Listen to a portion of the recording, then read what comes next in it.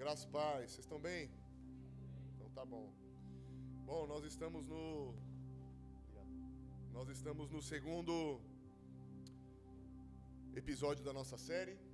Para quem está nos visitando hoje a primeira vez, nós estamos falando sobre, o nome da nossa série é Desbravadores.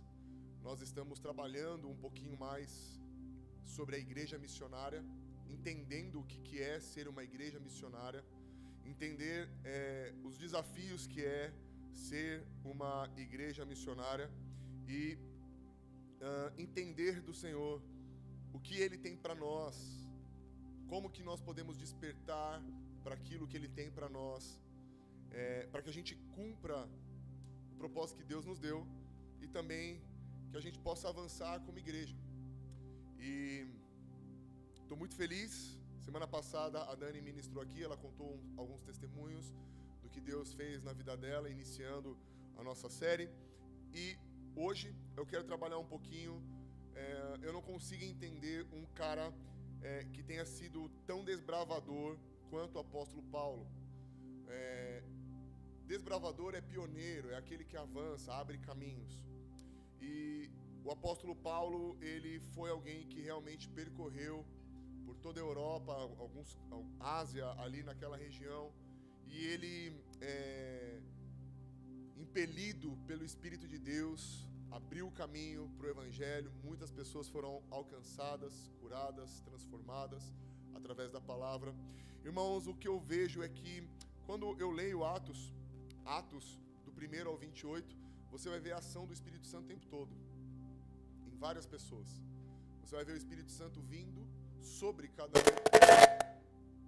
Você vai ver o Espírito Santo vindo sobre as pessoas, abrindo caminho para o Evangelho. Os gentios que até então não eram participantes do Evangelho, agora vão ser participantes do Evangelho. E você começa a ver a manifestação da glória de Deus. E com tudo isso, eu vejo também muitos desafios. Não é só o lado bom, no sentido de você ver a glória de Deus sendo manifesta, o coxo sendo curado, o morto ressuscitando. Não é só isso. Isso acontece, mas eu vejo também muitos desafios. Paulo enfrentando muitos desafios. Ele fala, sofri frio, nudez, fome, perigos, espadas. Você vê o apóstolo Paulo correndo sério risco de vida.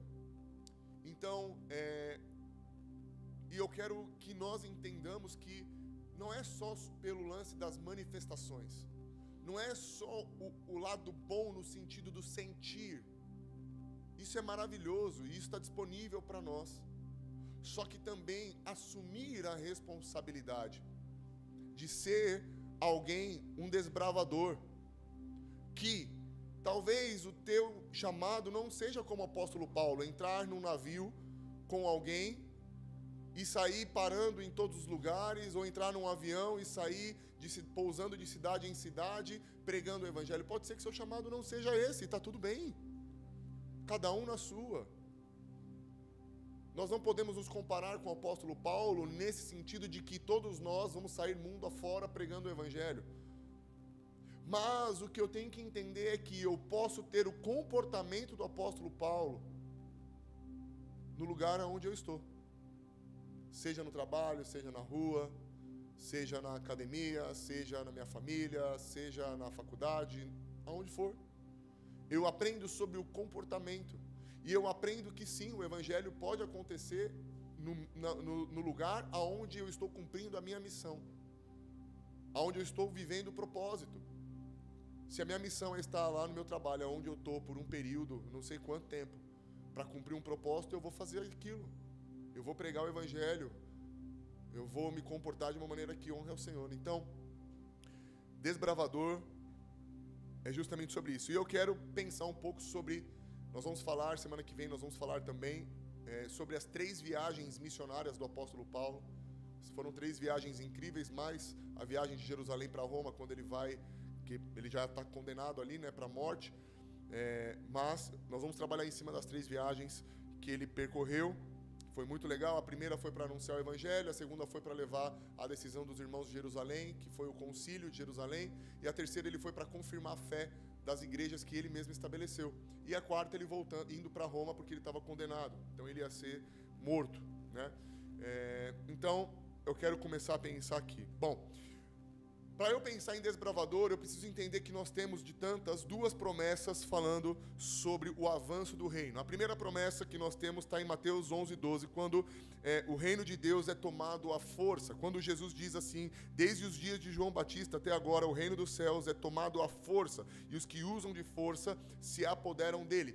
E esse tipo de argumento que Jesus está falando, ele está se referindo porque antigamente, lá na antiguidade, quando um povo iria tomar outra cidade, eles sitiavam. Eles ficavam ao redor daquela cidade. Igual, por exemplo, foi com Jericó.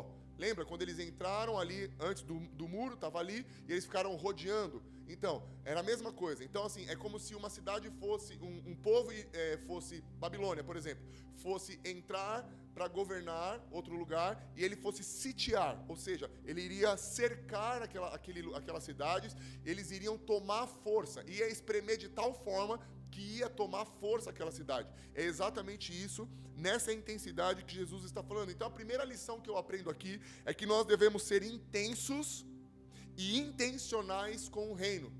Não tem como não sermos intensos e intencionais. Aprenda isso. Senão eu não consigo tomar a força. O que é ser intencional? É fazer uma leitura de campo. É deixar em off aquele esquema, deixa a vida me levar, a vida leva eu. E agora eu vou fazer um estudo de campo. Aonde eu trabalho? Deixa eu olhar as pessoas, examinar aquele lugar.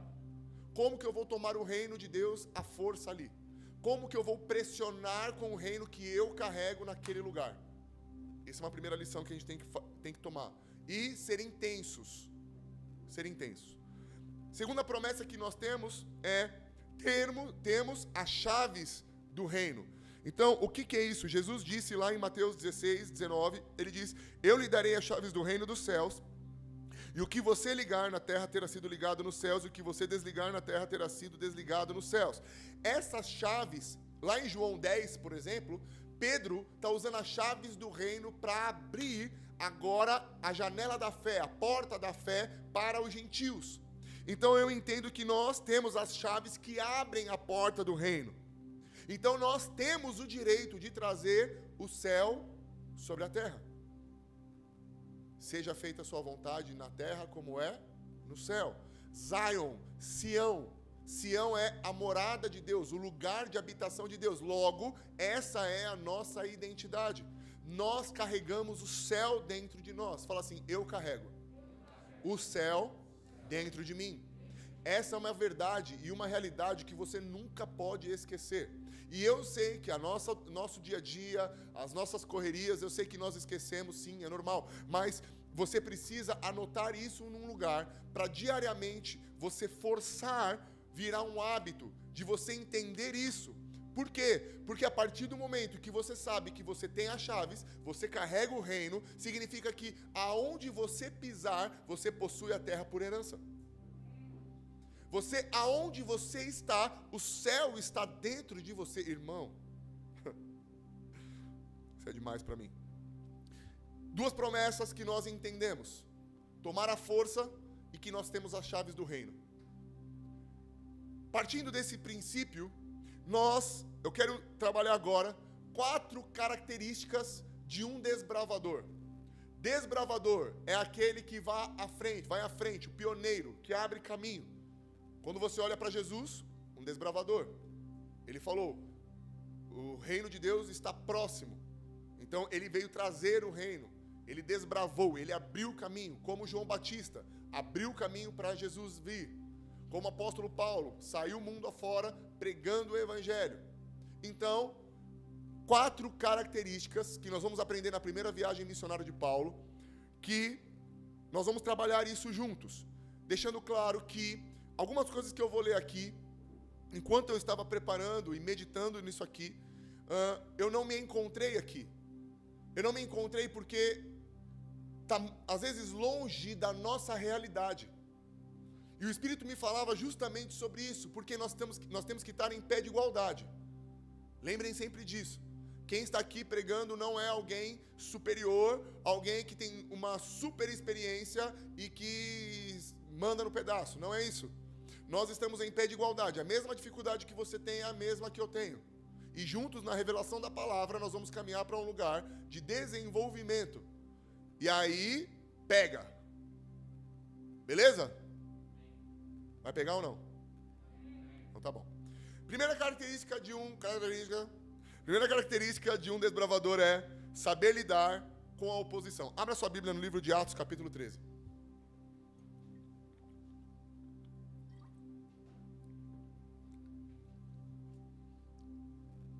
Atos, capítulo 13, versículo 6.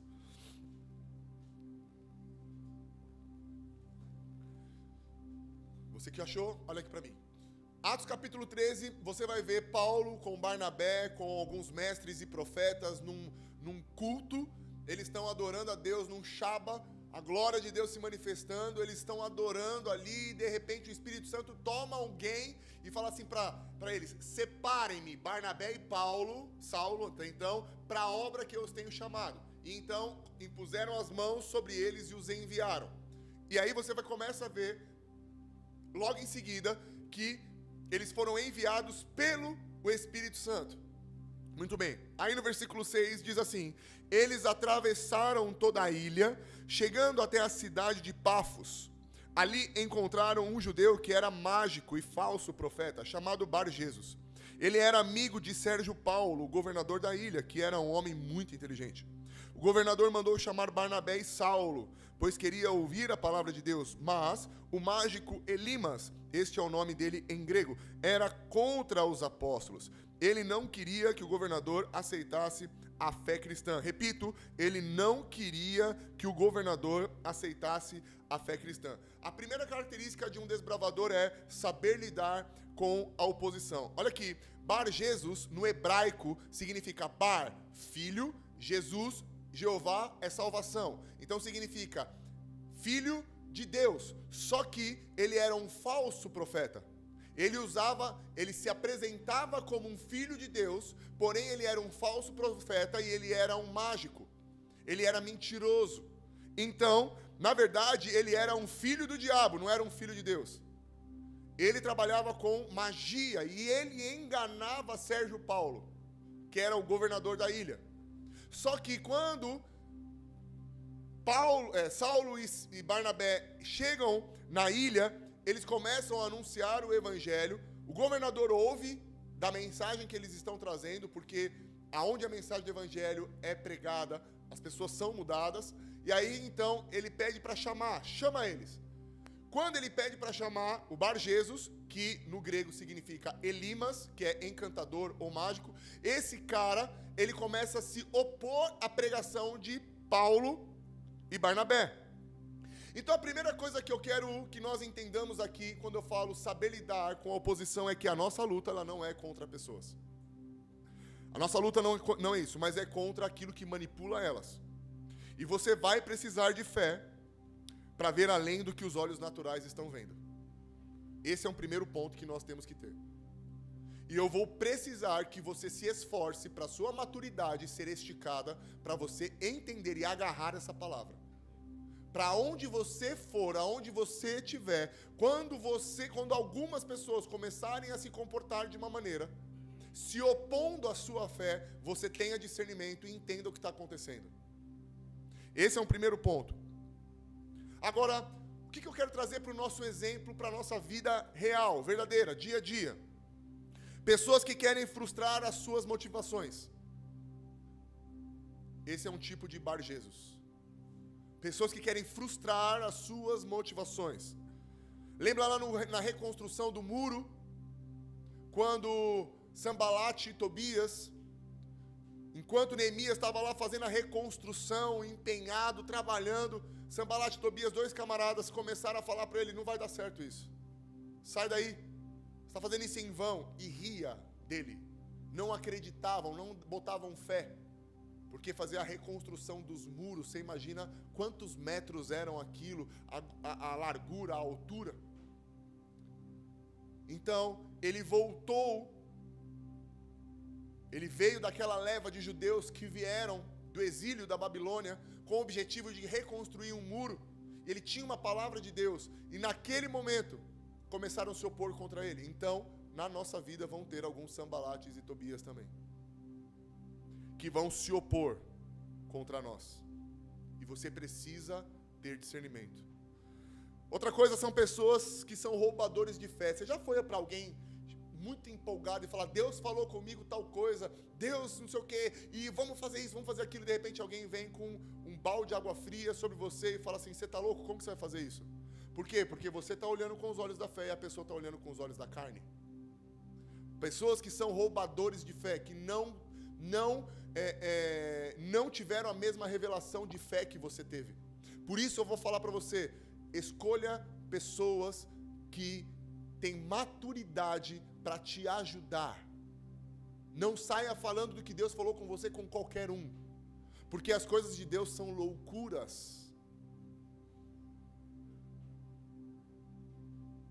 Pessoas que fazem você desacreditar. Total. E agora, pensamentos contrários à vontade de Deus, sentimento de incapacidade. São coisas que acontecem, por exemplo, como eu vou trazer o reino de Deus para a empresa aqui nesse lugar onde eu trabalho, como eu vou trazer o reino de Deus para a minha família, eles me conhecem. Como eu vou trazer o reino de Deus nas ruas, eu não tenho capacidade, eu nem falo bem, eu nem sei a palavra de Deus direito. É só você estudar que você vai saber. É só você se empenhar um pouco mais. Mas esse sentimento de incapacidade muitas vezes toma conta do nosso coração. E aí a gente se frustra. Nós perdemos a fé. Como Pedro, eu tenho fé para sair do barco, mas no meio do caminho eu naufrago. Eu afundo.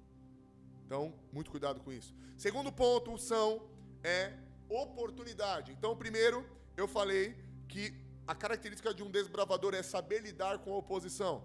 A segunda característica é oportunidade. Abre aí em Atos 13, 14. Vai um pouquinho para frente. 13, 14.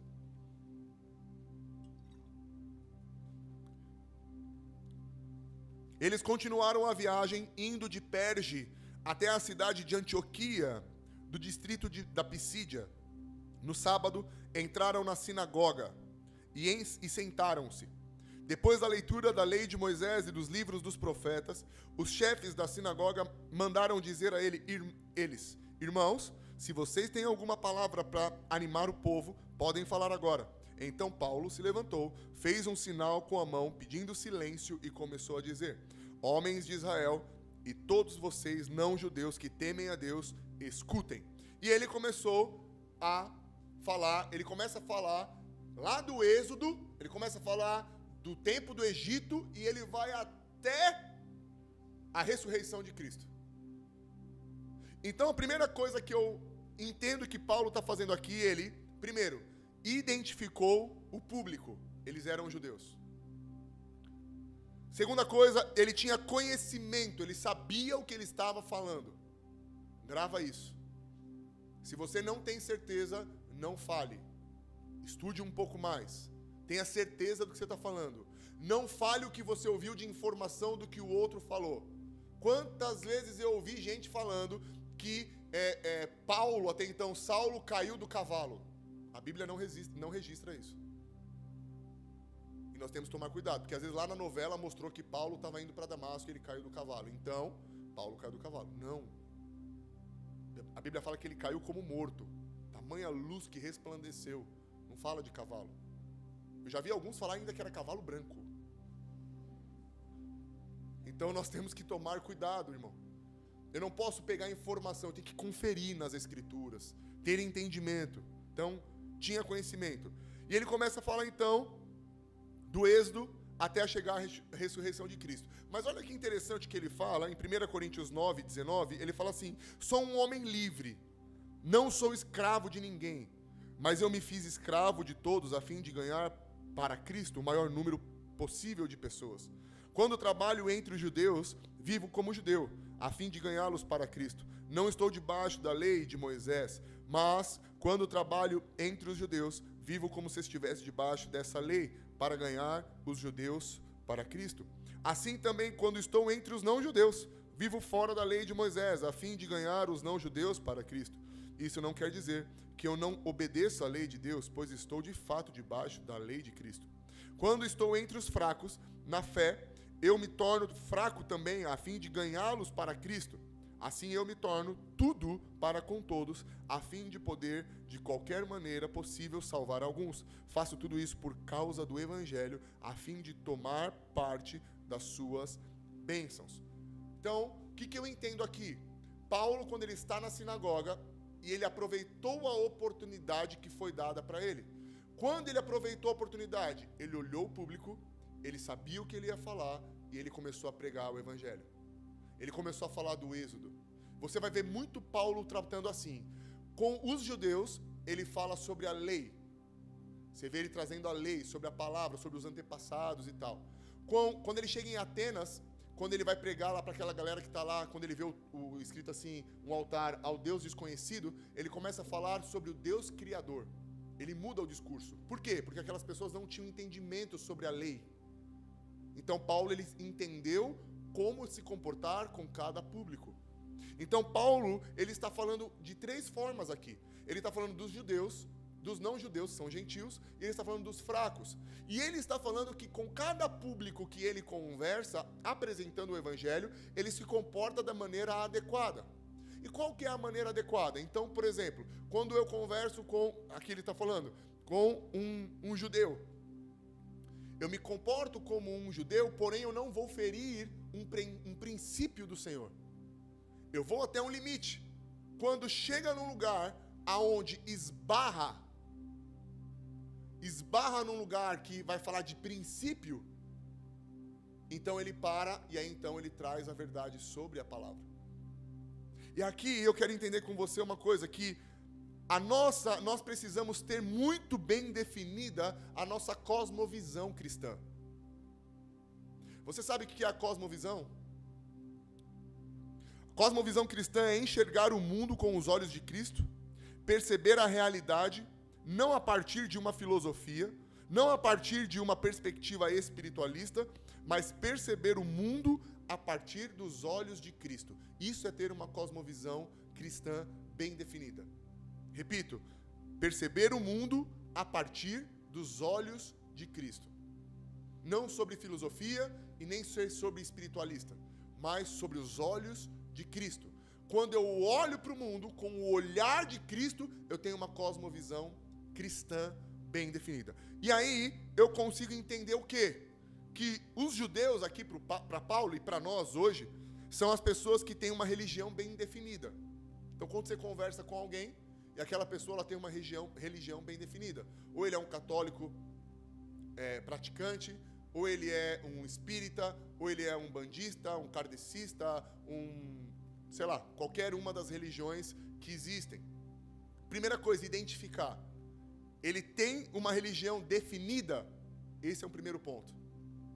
Porque algumas pessoas falam assim, eu vou em tudo, mas, né?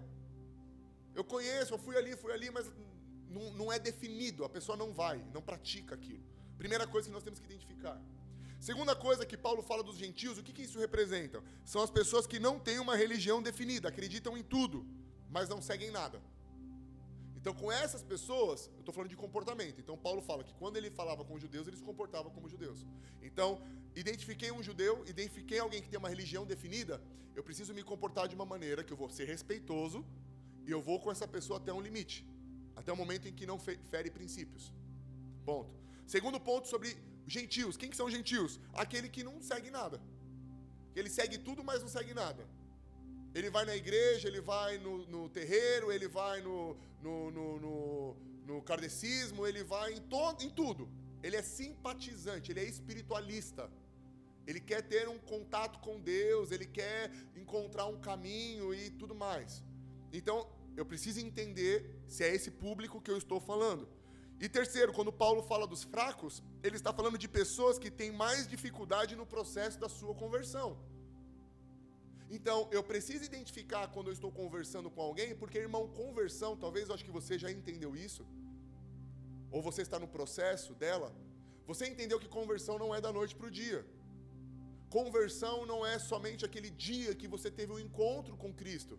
A conversão, ela é um processo que nós somos levados a viver. Sim ou não? E a Bíblia é clara de que conversão, ela pode acontecer com um de um jeito, com o outro de outro.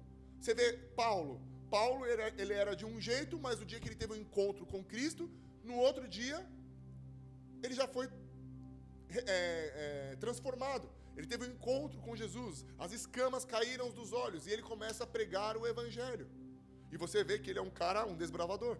Se eu não me engano, ele escreveu 13 cartas, 13 epístolas do Novo Testamento. Agora, tem pessoas que demoram um pouco mais. Vamos lá pelos discípulos. Caminharam 3 anos com Jesus.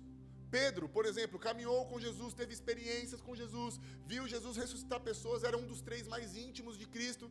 E no momento da cruz foi que abandonou. E Jesus restaura ele lá em João 21. Pedro, tu me amas. Pedro, tu me amas. Pedro, tu me amas. E naquele momento houve uma conversão genuína de Pedro. E dali para frente, Pedro segue com os discípulos, e eles vão se esconder, eles ficam trancados às portas, depois Jesus aparece para eles, depois Jesus aparece lá em Atos 1, e depois Pedro, você já vê Pedro no cenáculo pregando o Evangelho quando o Espírito Santo vem sobre eles. Então cada um é cada um, então o processo de conversão tem que ser respeitado. Então assim, os mais maduros na fé tem que ter esse discernimento, porque às vezes você vai encontrar alguém lá no seu trabalho que ele não é maduro ainda, ele está se convertendo, então você precisa se fazer de fraco com os fracos. Se você chega lá falando assim, uau, eu subi no 3º céu, aleluia, eu vi os anjos, 6 asas, 2 tampavam o rosto, 2 batiam, 2 cobriam os pés, aleluia, o manto do Senhor cobria todo o templo, as suas vestes. Ele vai olhar e falar, ixi, mas eu não sei nada, eu não vivi nada disso ainda. Irmão, eu vou recitar para você o Salmo 119, eu conheço ele de ponta a ponta. Aí ele vai falar, putz, mas eu não sei nada, não sei nenhum versículo. Você entende isso? Aí você vai com o irmão mais fraco na fé e de repente, sei lá, ele já teve problema com bebida. Aí você que não tem problema com isso, você senta na mesa com ele e você vai tomar uma cerveja. E aí você vê que, sabendo disso, ele vai olhar para você, ele vai falar para você, se você pode, eu também posso. Você está sendo pedra de tropeço.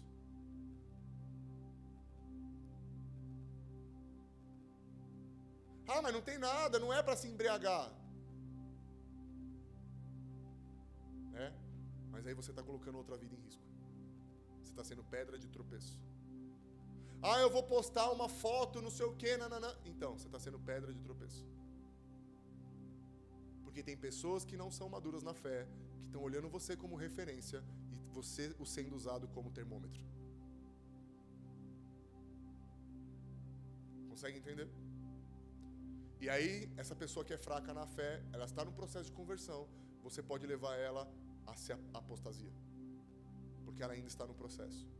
Então, nós precisamos identificar qual é o público que eu estou conversando, falar na linguagem desse público que eu estou conversando, sem ferir os princípios bíblicos, né? E também, gente, não tentar ganhar uma disputa de deuses. Isso é muito feio. É muito feio. Disputa de deuses. Sabe o que é isso? Você começa a conversar e a pessoa falando assim, minha religião faz isso, minha religião faz aquilo, e você fala, isso é pecado, porque o meu Deus faz isso, porque o meu Deus faz aquilo. Irmão, não entra nisso daí. Isso é disputa. Fala uma coisa, você tem uma revelação, Jesus já morreu na cruz e ponto. A pessoa ainda não tem essa revelação. Então não tem que disputar, porque Jesus foi o único que ressuscitou dentre os mortos e está vivo.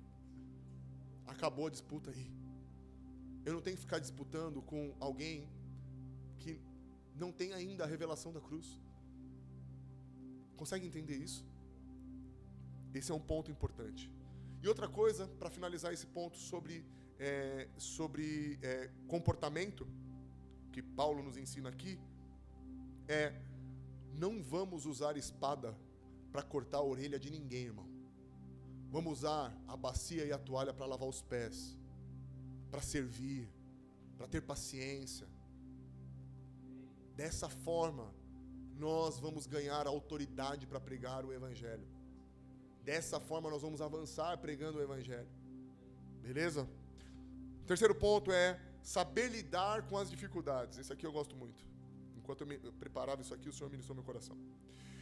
Atos 14, 1. Abre aí. Atos 14, 1.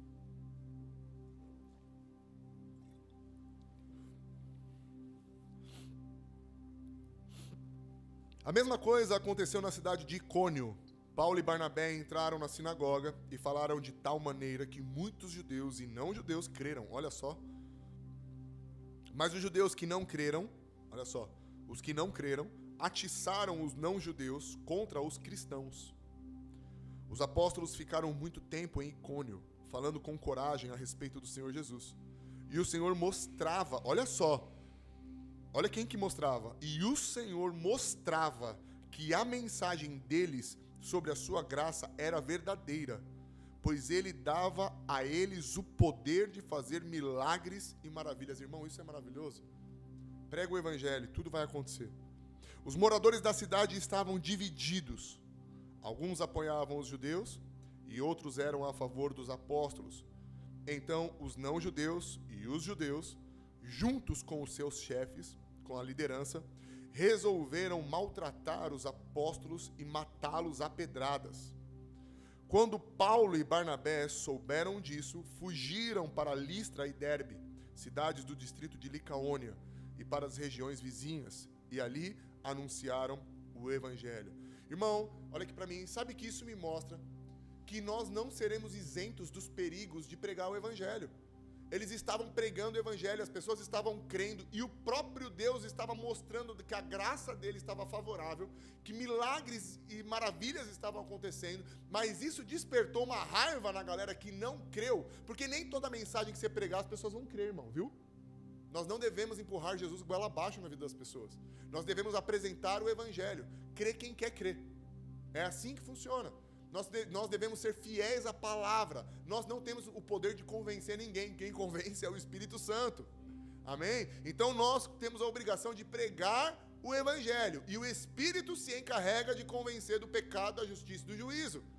E com certeza o mesmo Espírito que convence, ele vai demonstrar poder sobre você. Porque lá em Atos 1:8 diz que o poder do Espírito viria sobre nós para nós testemunharmos Jesus. Então, aqui está acontecendo o Evangelho. E o que isso representa? Que está indo tudo bem, o reino está avançando através de você, quando de repente acontecem algumas dificuldades. E essas dificuldades, eu e você, nós temos um crentez que nós classificamos como levante.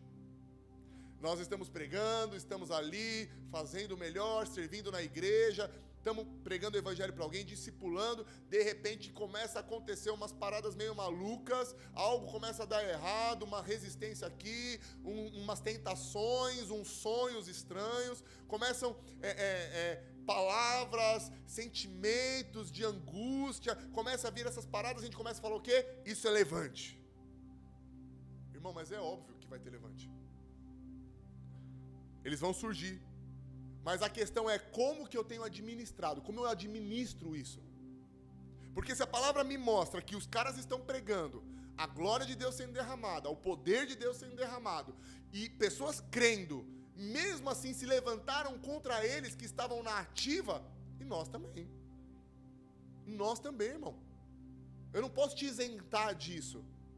Só que, como que eu vou me comportar quando esses tais levantes acontecem? Como que eu vou fazer? É aqui que eu vou precisar que você também estique a sua maturidade para aprender a se comportar num momento como esse. Porque existe um salmo que eu amo demais, que ele diz assim: aquele que habita no esconderijo do Altíssimo e descansa à sombra do Onipotente, diz ao Senhor: Tu és o meu refúgio e a minha fortaleza, o meu Deus em quem confio, pois ele livrará você do laço do passarinheiro e da peste perniciosa. Ele o cobrirá com as suas penas e sob as suas asas você estará seguro. A sua verdade é proteção e escudo. Você não terá medo do terror noturno, nem da flecha que voa de dia, nem da peste que se propaga nas trevas, nem da mortandade que se assola ao meio-dia. Caiam 1000 ao seu lado, 10.000 à sua direita, mas você não será atingido. Quando os levantes vierem, porque se está acontecendo levante, você está posicionado e está no lugar certo. Agora, se não acontece nada, irmão, toma cuidado, porque você não é um alvo fácil para o diabo. Você não está provocando o inferno. Deveríamos provocar. Deveríamos pregar o evangelho. Deveríamos entrar nesses lugares e tomar o evangelho à força. Só que nesse lugar do esconderijo do Altíssimo, nós vamos encontrar descanso. Nesse lugar nós vamos encontrar poder, porque eu estou debaixo do Todo-Poderoso, aquele que tem todo o poder. Isso significa capacitação e habilitação. Nós vamos encontrar a estratégia, a direção de Deus. Nós vamos ser guardados e protegidos pelo Senhor. Então, quando o levante começar, se esconda nesse lugar. Entenda, existe algo, um dom que o Espírito Santo dá para a igreja. Eu vou pedir para você pedir isso para ele, que é o dom do discernimento. Para você discernir o que está acontecendo, o que é natural, o que é espiritual, o que é de Deus, o que é das trevas.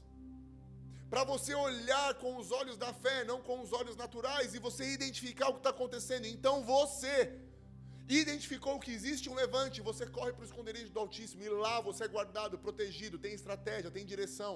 Lá ele te livra do laço do passarinheiro, lá ele te livra das armadilhas, das tentações. Lá ele te livra, ele te guarda. É nesse lugar. E aí, esse é o exemplo. Que a gente está sempre perseverando, pregando o evangelho, aproveitando as oportunidades para falar de Jesus. E aí naquela semana começa a acontecer um monte de coisa. É sonho, é tentação, perseguição. Você já percebeu? Quando você se posiciona para buscar a Deus, começa a levantar um monte de coisa ao redor. Quem nunca? Você já percebeu isso, sim ou não? Glória a Deus por isso. Glória a Deus. Agora, o grande segredo aqui, a chave é: aonde nós estamos nos escondendo? Irmão, toda vez que você se decidir e se posicionar a buscar mais de Deus, você vai ser esticado. Mas tem alguém que está olhando você, se rendendo, se prostrando, se entregando, que ele não está feliz. A palavra diz que ele está ao nosso derredor, rugindo como um leão, esperando o momento para nos devorar, nos tragar. Então eu quero dizer para você, permanece no lugar da obediência, permanece no lugar de busca, de intensidade, jejua mais, ora mais, reveja o seu tempo de oração, reveja o seu tempo de leitura, as suas prioridades, o que você está priorizando. Às vezes é um gosto tão bobo assistir uma série, mas você está gastando tanto tempo na série que você está deixando de buscar a Deus. Não tem problema com a série, Jesus não tem problema com a série. Jesus tem problema em você escolher a série e não ele. É isso que acaba pegando um pouco. E não só a série, mas são outras coisas que você gosta. Tudo bem até aí? Quarto ponto para encerrar aqui é que uma característica de um desbravador é o testemunho. Versículo 24 de Atos 14. Então Paulo e Barnabé atravessaram o distrito da Pisídia e chegaram até a província da Panfilha. Anunciaram a palavra em Perge e depois foram para o porto de Atalha. Dali foram de navio para Antioquia da Síria, onde eles haviam sido entregues aos cuidados de Deus para o trabalho que agora estavam terminando. Ou seja, agora eles estavam voltando da primeira viagem. Então eles foram, Antioquia da Síria é onde eles partiram, porque a igreja de Antioquia foi quem enviou eles. Passaram por todo aquele tempo, aquele momento, tal. Agora eles estão voltando para lá, para o lugar de onde eles saíram. Eles estão terminando aquela missão. Quando chegaram lá, reuniram as pessoas da igreja e contaram tudo o que Deus havia feito por eles. Havia feito por meio deles. Repito, tudo que Deus havia feito por meio deles, e contaram como ele tinha aberto o caminho, ele Deus, né? Tinha aberto o caminho para que os não-judeus também crescem. Quarta característica de um desbravador, trazendo para nós aqui, ter testemunho para contar, irmão. Aqui vai pegar um pouquinho. Ter testemunho para contar. E eu estou falando não somente de um testemunho do que Deus faz em nós, que são as bênçãos pessoais, mas também as bênçãos, aquilo que Deus faz através de nós. Porque eles falaram aqui, ó, o texto diz aqui, ó, tudo que Deus havia feito por meio deles. Nós temos muitos testemunhos de experiências pessoais maravilhosas que nós tivemos um dia com Deus e estamos tendo. Mas a pergunta é, nós temos na mesma proporção testemunhos do que Deus fez, de pessoas alcançadas, foram alcançadas pelo reino através de nós? A mesma quantidade de testemunhos, de experiências que eu tenho no meu relacionamento vertical, do que Deus falou, do que eu já vivi, é também na mesma proporção do que Deus fez através de mim. E não estou falando de você se gabar, irmão, é fora dessa área, não estou falando disso, ok? Não leve por esse caminho. Eu estou falando de, nós temos testemunhos do que Deus fez através de mim, porque eles chegaram na igreja, fez um culto de ação de graças, chama todo mundo, porque nós vamos contar o que Deus fez através de nós. Então a galera estava sentada aqui, Paulo aqui falando assim, gente, nós passamos em Icônio, e lá nós pregamos o evangelho. Nós entramos numa sinagoga e começamos a pregar. Muitos creram, outros não. Nós quase fomos apedrejados. Nós tivemos que sair fugindo. Nós fomos para outro lugar. Pegamos o navio, tivemos tempestade. A gente queria ir para Macedônia.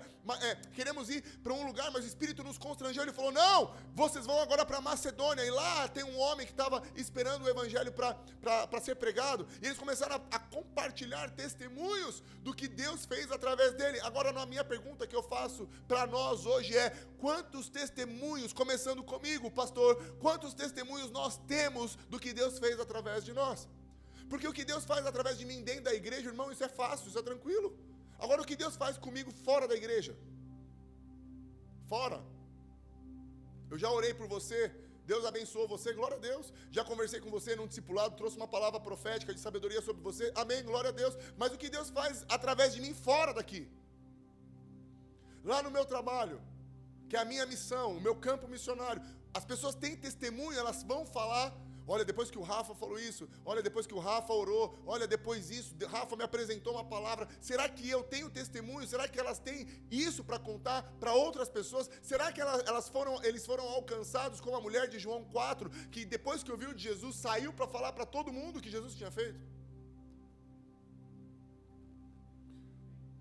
Agora pensa comigo, se nós tivéssemos uma prateleira para colecionar testemunhos do que Deus fez através de nós, quantos teriam na nossa prateleira?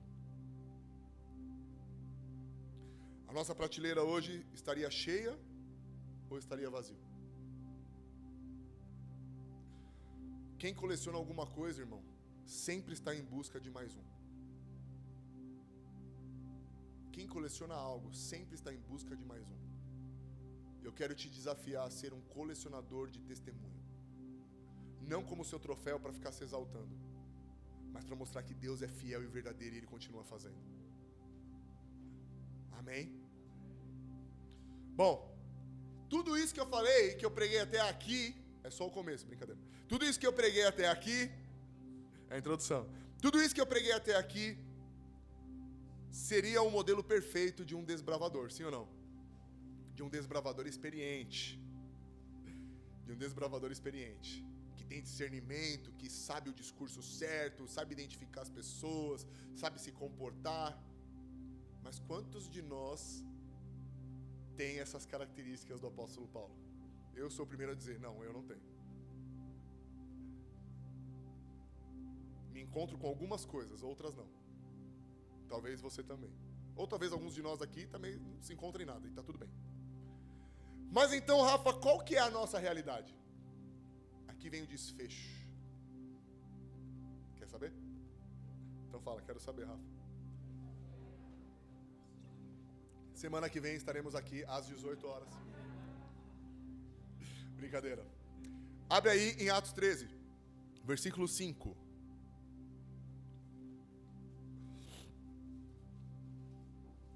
Atos 13, 5.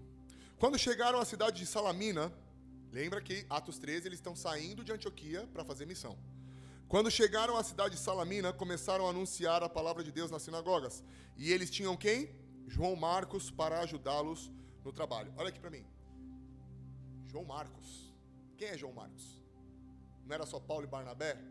Agora também tem João Marcos. É que eu pulei essa parte lá no começo para trazer para o final. João Marcos também era um missionário que foi junto com Paulo e Barnabé. Ele foi como auxiliar, porque Deus escolheu quem? Paulo e Barnabé. Agora João Marcos não era o momento dele. Ele foi como auxiliar de Paulo e Barnabé. E eles chegam, né? Então, João Marcos, ele é um dos evangelistas canônicos. O livro de Marcos é na perspectiva dele. Lá em Colossenses capítulo 4, 10, diz que ele é primo de Barnabé. Então Barnabé estava caminhando com o seu primo e levou ele junto. Lá na carta de Pedro, Pedro diz que Marcos, ele considera ele como filho. Então era um discípulo que ele amava muito.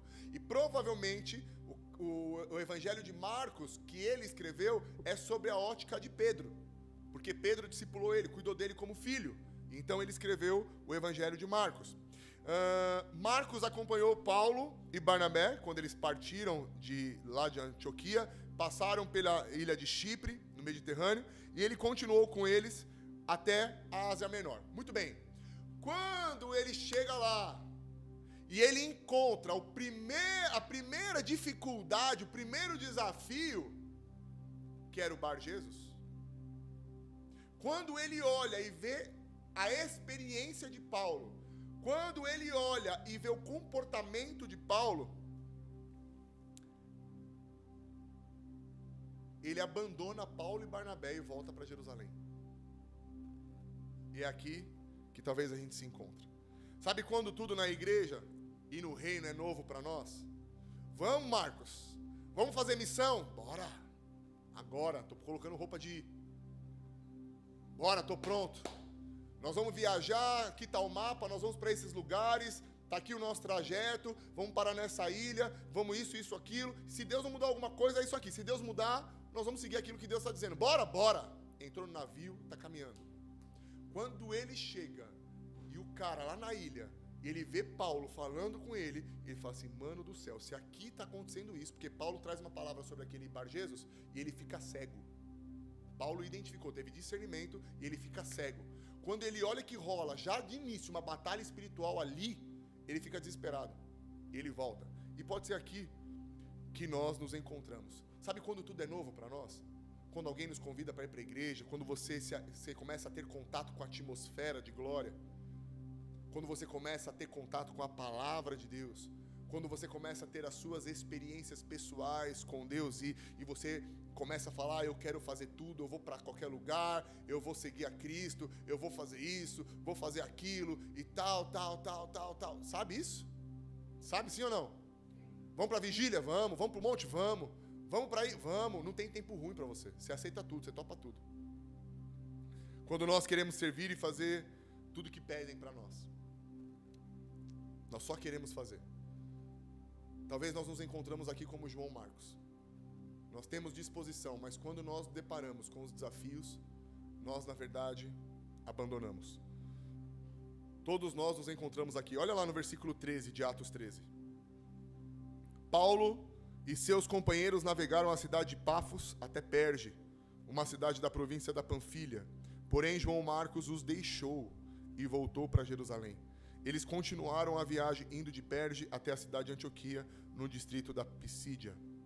Então, quando a viagem ficou mais perigosa e difícil, Marcos abandonou Paulo e voltou para Jerusalém. E é aqui que muitas vezes eu me encontro.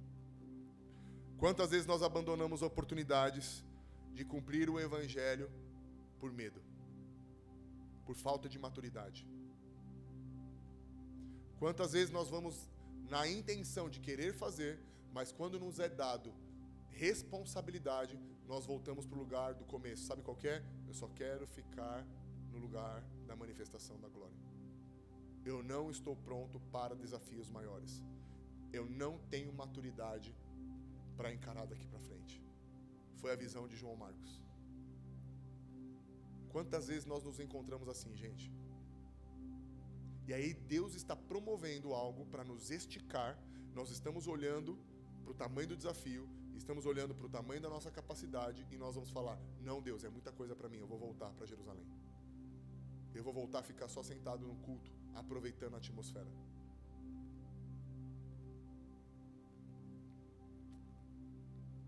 Mas, nesse lugar, olha só, Atos 15, 36, abre aí. Algum tempo depois, Paulo disse a Barnabé, segunda viagem missionária, vamos voltar e visitar os irmãos em todas as cidades onde já anunciamos a palavra do Senhor. Vamos ver se eles estão bem. Barnabé queria levar João Marcos, porém Paulo não queria, pois Marcos não tinha ficado com eles até o fim da primeira viagem missionária, mas os havia deixado na província da Panfilha. Por isso eles tiveram uma discussão tão forte que se separaram. Barnabé levou João Marcos consigo e embarcou para a ilha de Chipre, enquanto que Paulo escolheu Silas e seguiu viagem, depois que os irmãos os entregaram aos cuidados do Senhor, ou seja, impuseram as mãos e os enviaram. Agora o que está acontecendo aqui? Paulo ia rolar uma segunda viagem. Quando Barnabé ia alistar Marcos, Paulo falou, não. Ele não é maduro para enfrentar o que nós vamos enfrentar. Ele não tem condição, neste momento, de enfrentar o que nós vamos enfrentar. Barnabé, eu não vou levá-lo. Barnabé era primo dele. Então, a Bíblia fala que eles ficaram, foi uma discussão tão forte que a equipe missionária separou. Barnabé e Marcos foram para Chipre, Paulo e Silas foram para outro caminho. Glória a Deus porque o evangelho foi para os dois lados. Mas, naquele momento, Barnabé olhou para João Marcos e falou assim, ele ainda não tem condição, eu vou discipular ele um pouco mais. Eu vou trabalhar ele um pouco mais.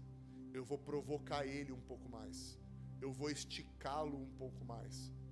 Ele precisa aprender um pouco mais sobre o que é ser um missionário, sobre o que é ser um homem desbravador, ainda nas suas limitações.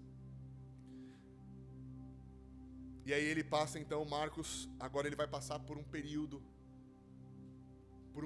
de discipulado, um período de preparo. Irmão, você gosta do período de preparo? É bom, né? Mas deixa eu falar uma coisa para você. Pega isso. 1 Coríntios capítulo 3, a partir do versículo 9. O mesmo apóstolo Paulo diz que o alicerce ele é lançado. E depois, na construção do edifício, é colocado ouro, prata, pedras preciosas, palha e feno também. Sabe que Paulo está me ensinando e ensinando você? Que nos processos que nós somos levados a viver, Cristo, se Ele não for o nosso alicerce, nós vamos construir coisas em cima dele, que a construção pode dar errada. E eu posso te dizer, sabe o que acontece muitas vezes com nós?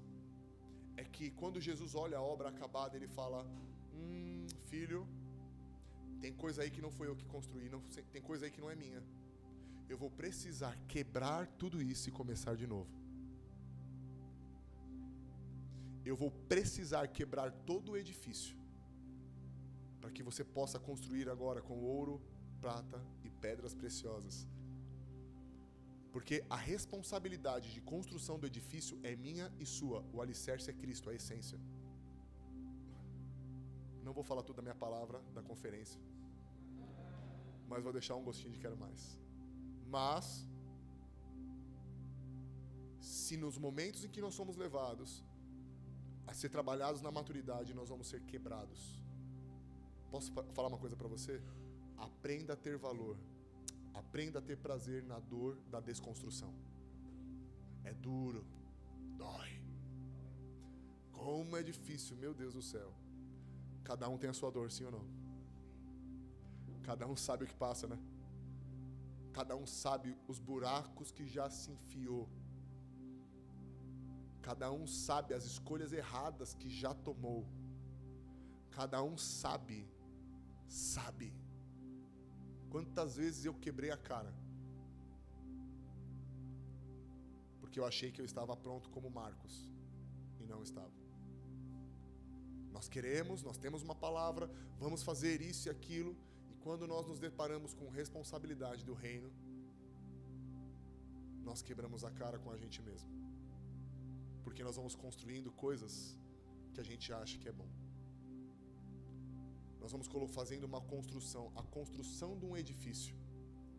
Ora colocamos ouro, ora colocamos palha, ora colocamos prata, ora colocamos feno. Mas Jesus olha e fala assim, não, sabe por quê? Porque o dia virá com fogo para provar a qualidade da obra de cada um. E quantas vezes esse fogo já veio? É claro que o Senhor está falando sobre juízo aqui, eu estou tentando trazer para o nosso contexto. Quantas vezes esse fogo já veio sobre nós para nos purificar? E nós fomos quebrados. Porque o desejo do Senhor é que nós sejamos puros de coração, com as mãos limpas. É que nós possamos construir segundo o coração dele, não segundo o meu próprio entendimento. Não aquilo que eu acho que é bom, mas aquilo que é a vontade dele que é perfeita. Quantos passos eu tomei achando que era Deus que tinha falado e não era? Você também? Eu tinha certeza que era Deus. E Deus falou, mas eu nunca falei isso com você. Mas eu achei. Pois é. Se você tivesse me buscado. Mas eu achei. Não, você queria viver a sua vontade, não era a minha, Rafa. Então, Marcos não foi levado por Paulo porque ele precisava passar por um período. E às vezes, no processo de transformação, nós seremos levados ao silêncio de Deus. Meu Deus, como dói. Vir para um culto onde está todo mundo no Shaba, a glória de Deus se manifestando, e você lá. Você abre a palavra para ler e você não entende nada. Aí você fica, meu Deus. Sabe o que é isso? Deus está falando assim, ó, lê de novo. Deus, eu não estou entendendo. Lê de novo, eu estou te esticando. Não estou entendendo nada. Lê de novo. Agora lembra que quem escreveu isso aí fui eu. E aí você começa a meditar nas Escrituras. E aí a palavra de Deus começa a saltar o teu coração novamente. E aí então você, talvez Marcos aqui, ele ficou com um trauma, porque um desbravador experiente não escolheu ele para a missão. Quantos traumas eu e você temos? De escolhas que nós fizemos e hoje nós não conseguimos desfrutar de uma plenitude, porque nós carregamos traumas lá de trás. Irmão. Mas sabe o que eu gosto no Senhor? 2 Timóteo capítulo 4, versículo 9, Paulo diz assim para Timóteo, seu filho na fé: empenhe-se por vir até aqui o mais depressa possível, porque Demas, tendo amado o presente século, me abandonou e se foi para Tessalônica. Crescente foi para a Galácia, Tito foi para a Dalmácia, somente Lucas está comigo. Encontre Marcos e traga-o junto com você, pois me é útil para o ministério. Agora Paulo olha para aquele que um dia estava, que não tinha maturidade, ele não tinha condição de enfrentar. Paulo olha para ele e Paulo ouve que aquele cara amadureceu e fala assim, agora traz ele, porque agora ele vai ser útil para mim. Naquele momento não, ele era imaturo, mas traz ele, porque agora ele vai ser útil. O que eu quero dizer para você é que no reino de Deus existe tempo para todas as coisas. E vai chegar um momento que Deus está chamando você para um recomeço, como estava acontecendo agora. Paulo estava no fim do seu ministério, no fim da sua vida, olhando para Timóteo, seu filho na fé, que ele impôs as mãos e profetizou sobre ele, que foi um cara que Timóteo andou com Paulo, Timóteo caminhou com Paulo, Timóteo enfrentou com Paulo, Timóteo ouviu de Paulo, fica aqui que eu vou para outro lugar. Talvez Timóteo se sentiu sozinho. Quantas palavras de consolo Paulo trouxe para Timóteo? Mas Timóteo talvez encarou de uma maneira que João Marcos não encarou, e está tudo bem, cada um é cada um. Timóteo não abandonou Paulo em nenhum lugar, mas Paulo ele fala de um cara que é pior do que João Marcos, o Demas. Esse amou o mundo ao ponto de abandonar. Sabe o que é amar o mundo? Que ele falou: mais amantes de si mesmo do que amigos de Deus.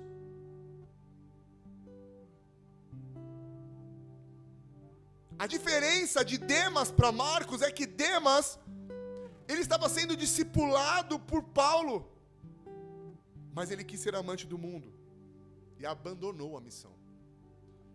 Demas abandonou porque amou o mundo. Marcos abandonou porque não sentia capaz naquele momento. Agora que Paulo, aquele que Paulo dispensou por imaturidade, Paulo está chamando de volta. Irmão, eu quero dizer para você que desbravar não tem nada a ver com carregar os 5 ministérios. Desbravar tem a ver com a missão de Cristo. Quando nós passamos a amar as pessoas como amamos a Deus. Quando nos desafiamos a sair da zona de conforto. E quando começamos nos lugares que estamos com o recurso que nós temos. Os processos de maturidade, de construção, eles vão acontecer na minha e na sua vida. Mas é como eu me comporto diante deles. Entenda o momento que você está, por favor. Entenda que momento você está do seu ministério. Porque Deus não esquece de mim, não esquece de você. Para finalizar, vou contar um testemunho. Nós fomos chamados, eu e a Thalita, uma vez, para cuidar do Ministério de Jovens Adultos. E eu, como Marcos, só tinha a boa intenção, não tinha experiência nenhuma. Tinha recebido muitas palavras. Lembra quando eu falei que eu tinha recebido palavra que um dia ia ser pastor? Você lembra disso que eu já falei? Então, neste momento eu achei que iria acontecer isso. E aí, vamos, aquela insegurança, eu nunca tinha liderado o ministério, nada. Eu só tinha o vamos, de João Marcos. Sem experiência nenhuma, vamos. E começamos a trabalhar. Colocamos a nossa identidade, começamos a fazer do jeito que a gente achou que era, a gente estava trabalhando, fazendo. E nesse meio do caminho, tudo isso que eu li aqui para vocês foi porque Deus me disse no meu coração nessa fase que nós passamos. Oposição, perseguição, pessoas criticaram, iam falar para o nosso pastor, que a maneira como a gente estava conduzindo, que eu estava roubando os meninos do louvor, que não era desse jeito, que era muito fogo, que era muito isso. Irmão, eu sou assim, não tem o que fazer. Que era tudo isso, que era aquilo, que não era isso, que não era isso, até um dia que o nosso pastor nos chamou e falou assim: Rafa, vamos parar por aqui que não está dando certo. E aí eu falei para a Thalita, eu falei, tá, eu acho que ele tinha me chamado para conversar. Eu falei, eu acho que agora ele vai chamar a gente, ele está chamando a gente para conversar, porque nós vamos ampliar, né? E eu todo animado. E aí chegou lá um balde de gelo. Rafa, vamos parar por aqui. E aí eu não questionei, como sempre, obedeci. Eu falei, tá bom, se o senhor acha melhor assim, eu não vou questionar. Claro que eu fiquei arrasado, fiquei muito triste, porque eu sabia que isso era manipulação do homem. E aí eu fiquei muito triste, fiquei muito ali e tal. Eu falei, tá bom, Senhor, vamos lá. Isso esfriou minha fé? Não. Isso me fez o quê? A buscar mais. E aí eu fui mais pro monte, fui mais pra vigília, fui mais orar, mais jejuar, mais me santificar, mais entender o porquê, aonde eu falhei. Eu perguntava para as pessoas o que não estava legal, me ensina, como que é, tal.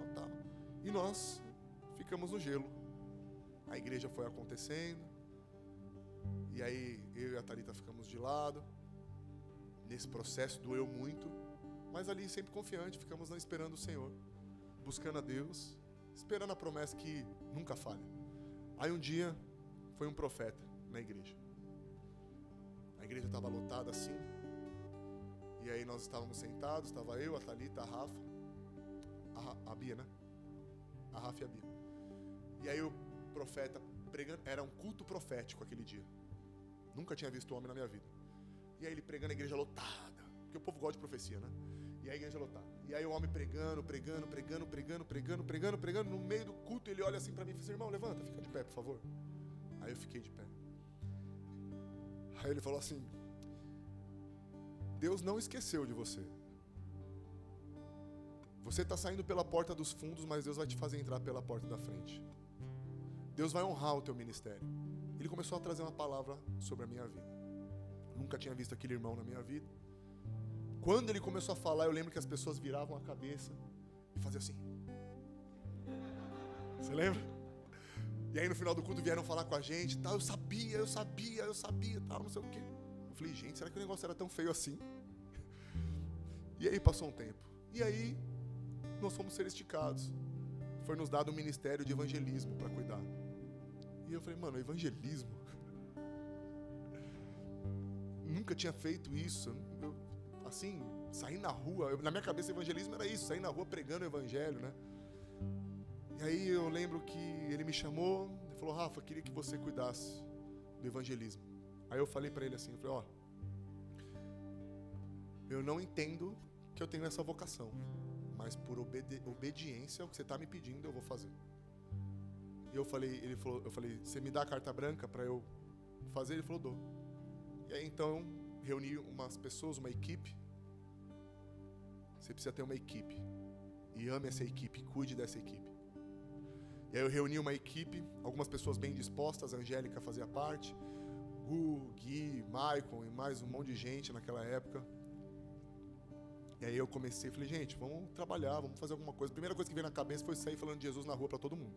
Colocamos uma roupa, cartaz, lembra que colocamos um cartaz, tenho foto, depois eu te mando, eu era gordo desse tamanho. E aí nós saímos pregando o evangelho e tal, naquele dia, no final fizemos um culto, no final foi muito legal, as pessoas que nós pregamos o evangelho, nós convidamos para ir na igreja, alguns foram. Eu lembro que foi uma menina de cadeira de roda, né? E ela aceitou Jesus naquele dia, foi muito legal, tal.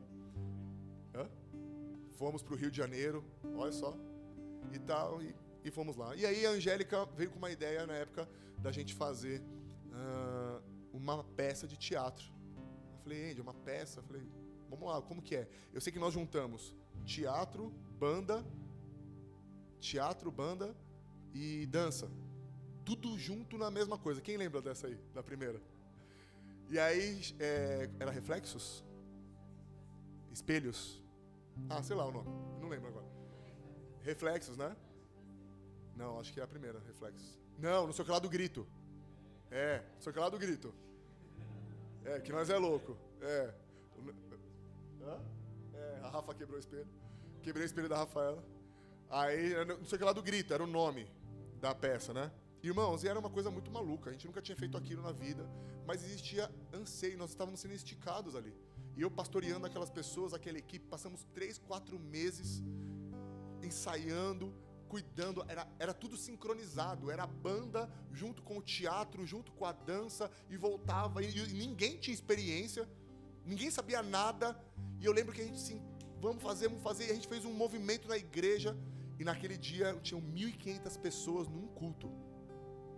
E aí o pastor da igreja chegou e falou assim, eu nunca vi a igreja tão lotada como está. E naquele dia houve muitas conversões, houve muita gente aceitando Jesus. E aí, vamos para a segunda, fizemos a segunda peça, 1.000 e poucas pessoas na igreja, fizemos 2 vezes de manhã e à noite. E aí então a gente decidiu entender o que nosso chamado para o evangelismo era esse. Então eu cuidava dessas pessoas, compartilhava a palavra, eu estava sendo esticado, eu ia estar ali, aprendendo e tal, não sei o quê. E aí até um dia que eu falei assim, então, eu queria saber se em junho, tal data, a gente tem uma data disponível, porque tinha agenda, a igreja tinha uma agenda. Aí ele falou assim, não, vocês não vão fazer teatro. Eu falei, meu Deus do céu, eu falei, o que eu fiz? Porque a gente era meio maluco, meu irmão, era uma coisa heavy metal, você tinha que ver. Se você visse a última, a menina entrando naquele negócio... A menina entrando, a Gi não tá aqui, a Gi Nunes, ela entrando no andaime, gritando. Irmão, é sério, tá lá no YouTube, depois você vai ver. Nós é louco, nós é tudo louco. Nós é louco. Nossa. Que engraçado. E aí a gente foi, fizemos, e naquele dia também muitas conversões, 1.000 e poucas pessoas na igreja, né? E foi muito legal e tal. E aí eu fui falar, vamos fazer o próximo e tal. Ele falou, não. Eu falei, meu Deus, o que eu fiz, né? Ele falou, não, porque agora Deus falou comigo e eu quero ordenar vocês como pastores.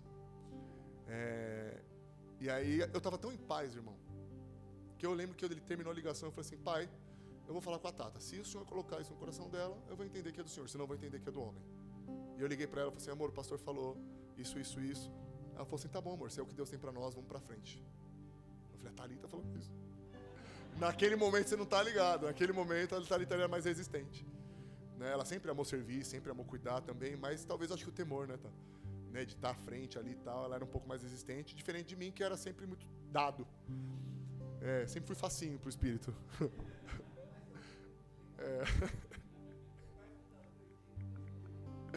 E aí, então, nós fomos ordenados e aí começamos uma trajetória e hoje estamos aqui.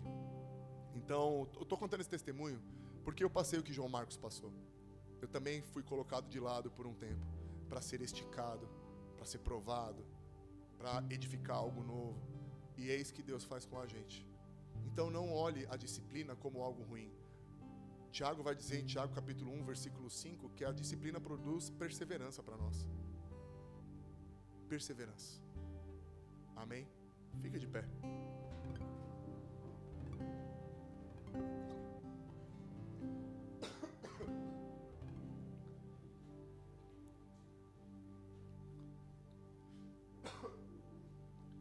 Eu quero pedir para você o mesmo pedido que Paulo fez para João Marcos. Eu sei que isso é para alguns. Eu quero te chamar de volta, porque você vai ser útil. Eu quero te chamar de volta.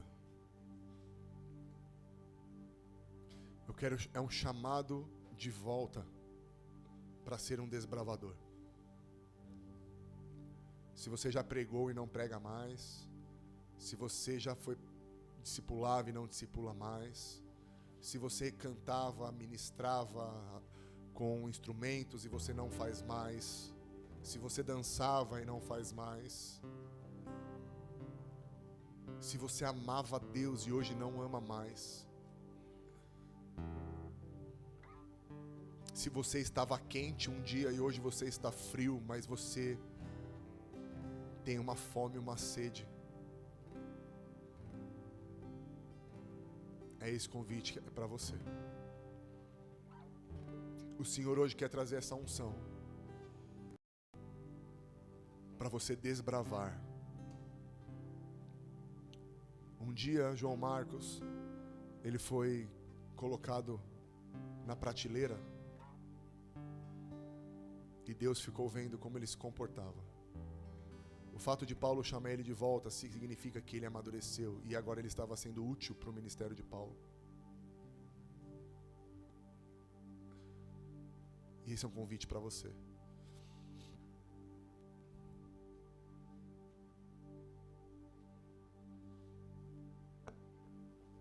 Tem pessoas aqui que têm chamado para ser pastor. Você ouve isso desde pequeno. E isso entrou no gelo para você.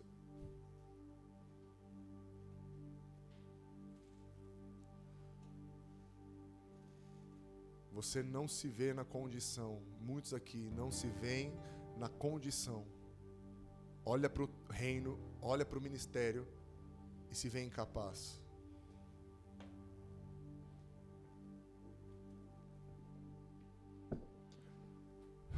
Senhor, louvado seja o teu nome.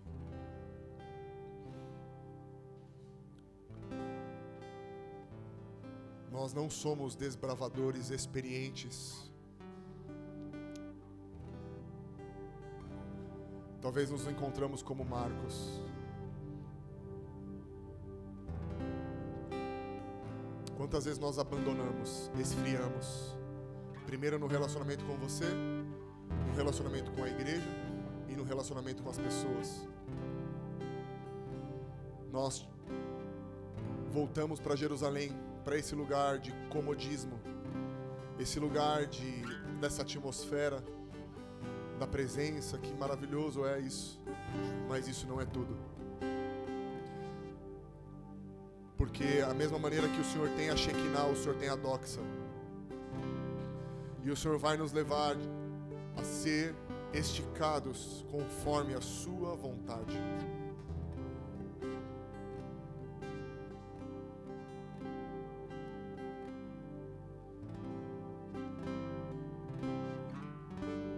Jesus.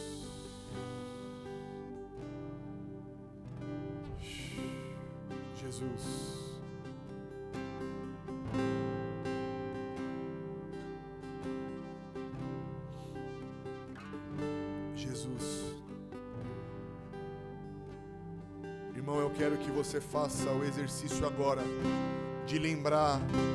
Lembre, você que ministrava, você que um dia serviu, um dia você foi participante ativo, um dia você amou o Senhor, você também falava de Jesus nas ruas, não tinha vergonha com a sua reputação, não tinha problema, era no metrô, era no trabalho, era na rua, você passava dias vendo pregação, você passava dias com Jesus, mas você preferiu ficar só nesse lugar cômodo da presença. Eu quero que você lembre dos primeiros dias, das suas experiências. Eu quero que você lembre quando você ouviu o chamado. Você é um pastor, você é uma pastora, você é um profeta, um mestre, um evangelista. Você é alguém chamado para as artes, você é alguém chamado para as mídias, você é alguém chamado para a educação, você é alguém chamado para a igreja, para a família. Você é alguém chamado para os negócios.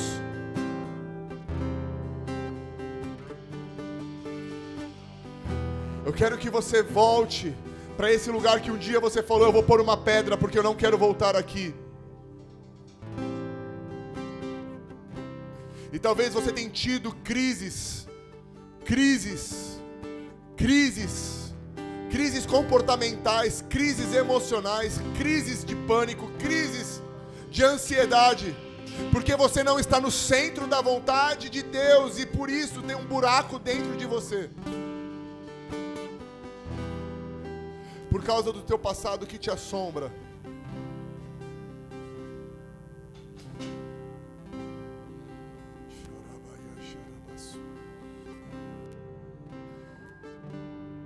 O espírito profético que um dia se manifestou em você, você se movia nos dons, você não era preocupado se alguém ia falar isso ou aquilo.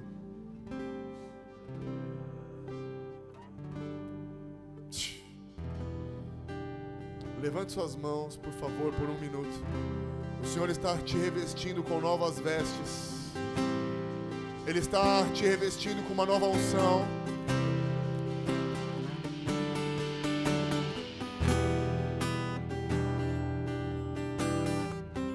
Ele está trazendo algo novo sobre você.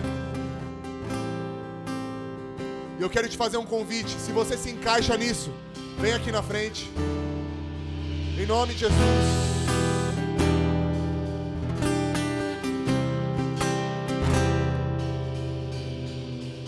Chegou o seu momento, chegou o seu tempo de desbravar. Chegou o seu momento de sair da prateleira. Ei! Chegou o seu momento de voltar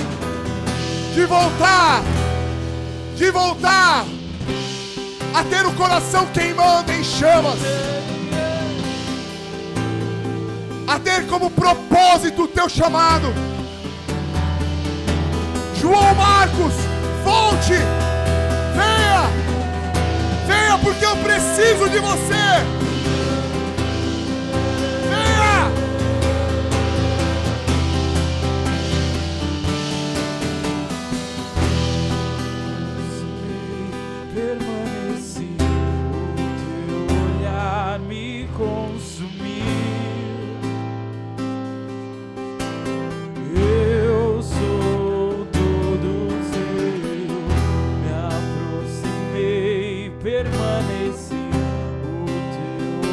Deixa o Espírito te envolver, irmão.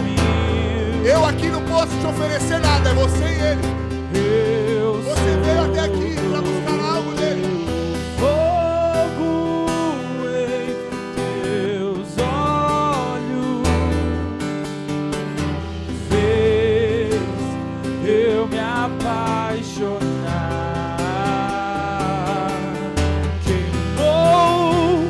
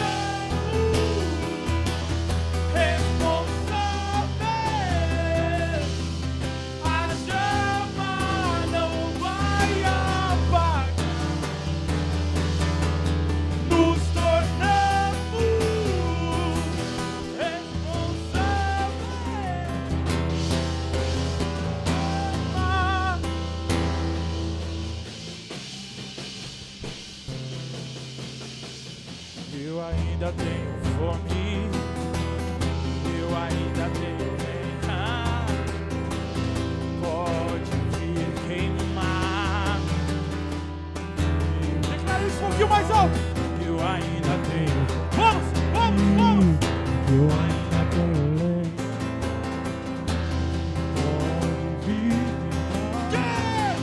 pode vir queimar.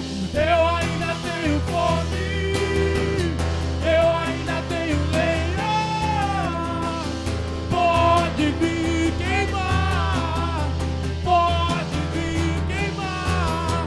Eu ainda tenho fome, eu ainda tenho lenha, pode vir queimar, pode. E nos tornamos responsáveis. A chama não vai apagar. Nos tornamos.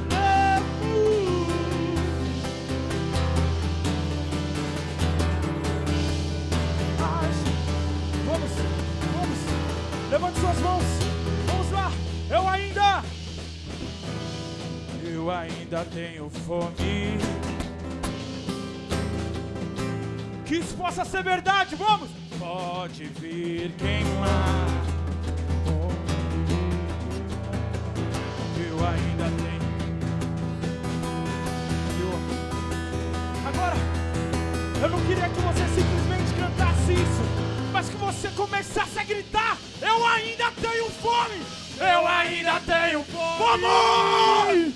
Eu ainda tenho lenha, pode vir queimar. Vamos! Pode vir queimar. Eu ainda tenho fome, eu ainda tenho lenha, pode vir queimar.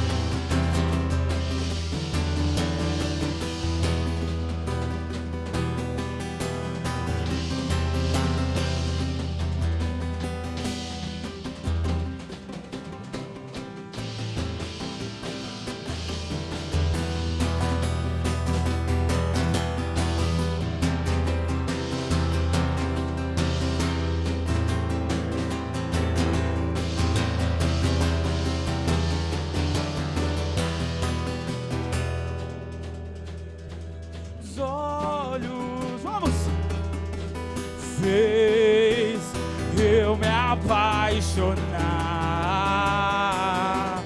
queimou todos os outros amores,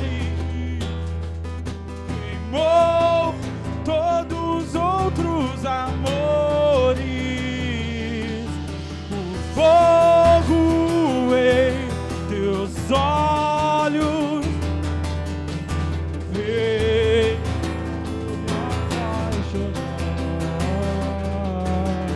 queimou todos os outros amores, queimou todos os outros amores. Eu ainda tenho fome, eu ainda tenho lenha.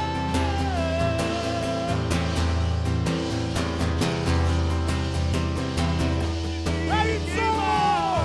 Eu ainda tenho fome, eu ainda tenho lenha,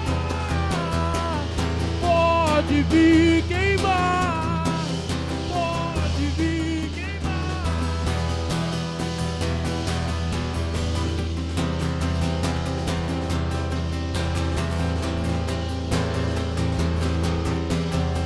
Nos tornamos e nos tornamos responsáveis.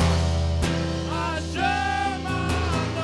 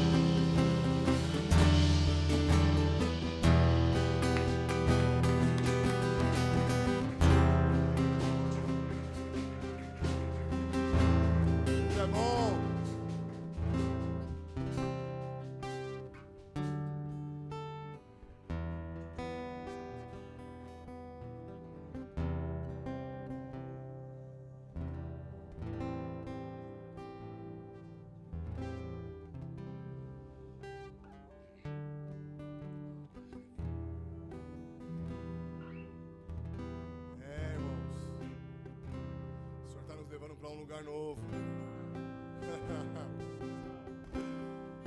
Ai, meu Deus, caia fogo sobre nós. Que o Senhor possa nos habilitar mesmo, nos restaurar, nos curar, reconstruir, nos encher de motivação. Não é sobre nós, é tudo sobre Ele. A alegria vem dEle.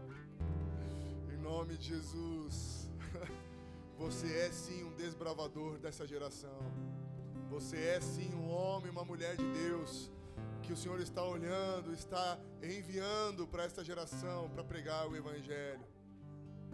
Você sabe a escola que você foi levado para te esticar, para você ser maduro. Você sabe, você sabe. Agora chegou a hora de você sair desse lugar, porque você está sendo chamado novamente. Em nome de Jesus. Amém? Quero falar rapidamente sobre... Pode deixar apagado, o irmão está sendo ministrado aqui. No livro de Salmo, capítulo 132, que é o texto que o Senhor nos deu como igreja. Ele diz assim: pois o Senhor escolheu Sião, preferiu-a por sua morada, dizendo: este é para sempre o lugar do meu repouso. Aqui habitarei, pois este é o meu desejo. Abençoarei com abundância o seu mantimento, e de pão fartarei os seus pobres. Irmão, existe nesse lugar